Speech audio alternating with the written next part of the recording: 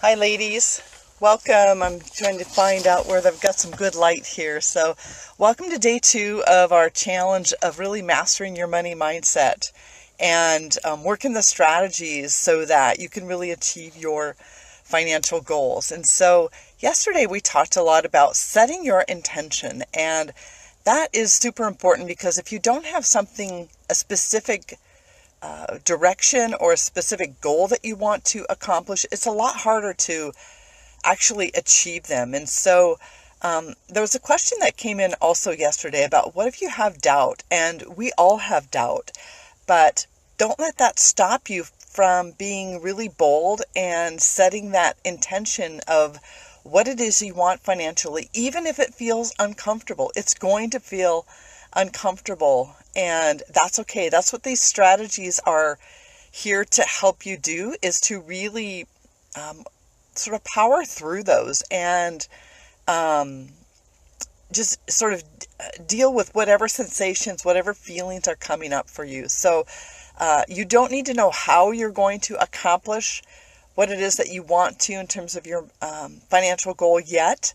So just be willing and open to the possibilities. So set your intention was yesterday. So today is about letting go of the ledge. And really, a lot of times we have such a tight death grip. I know that I do, on some things that feel really, really comfortable for me, and it just doesn't allow me to be open to things that are going to come to me. So really sort of opening your hands, opening your heart, and letting go of those things that aren't serving you. So what is it that you need to let go of in order to reach your financial milestone, in order to make progress toward that intention that you set yesterday? And what is it costing you to not let go? What is the consequence of you not letting go of where you are so that you can get to where you want to be? And I'm the first to say it's not easy. It is not easy. It's simple, but it's not easy. And it might be one of the hardest things that you do because there's so many thoughts we tell ourselves in our head.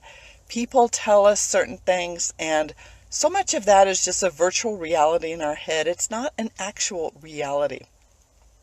And so it's natural to really have the doubts. So going back to yesterday and the intention you set for the financial milestone that you want to achieve next, keep that handy with you. Decide that settling for less is no longer an option. That really it is not an option, and you don't have to. You really don't have to.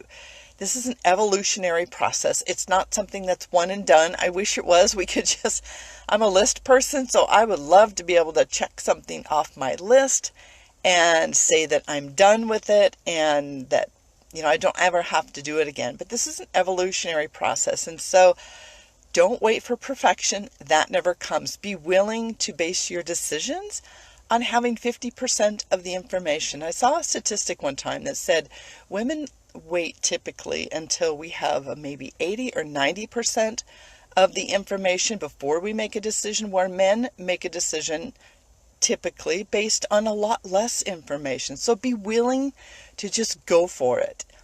And if you feel stuck, ask yourself why. No judgment, again, just an awareness of what do you feel like is keeping you stuck. And if you are having those fears and the virtual reality in your head, those stories that you're telling yourself, fear is almost always worse than the actual real thing. And the fear is so many times it doesn't even happen. So, okay, Sue, tell me practically, how do you let go? Again, starting with your intention, really keep that in the forefront of you so that that is in your focus all the time. Deal with your fear. So an exercise that one of my coaches has done with us many, many times is she keeps asking the question, okay, so what if that happens? And then we explain what might be the consequences. And then she says, okay, and then what? And then what? And then what? So keep asking yourself, then what? Because most of the time you're going to get to the point where The then whats are like almost seem so outer space that they're not even going to happen. Or once you've kind of thought through it, you realize it's not that scary after all. So deal with the fear and keep asking yourself the question, what then? What then? Back to affirmations from yesterday. So when you notice those negative thoughts coming up in your head regarding money, pay attention to those and start replacing those with positive affirmations. Just turn the negative around and get into the habit of noticing when you have that, and when you have that thought, triggering a positive affirmation for that. And then be kind to yourself. That go at your own pace. This is your race. You run it the best way that you can. This is nobody else's story but you.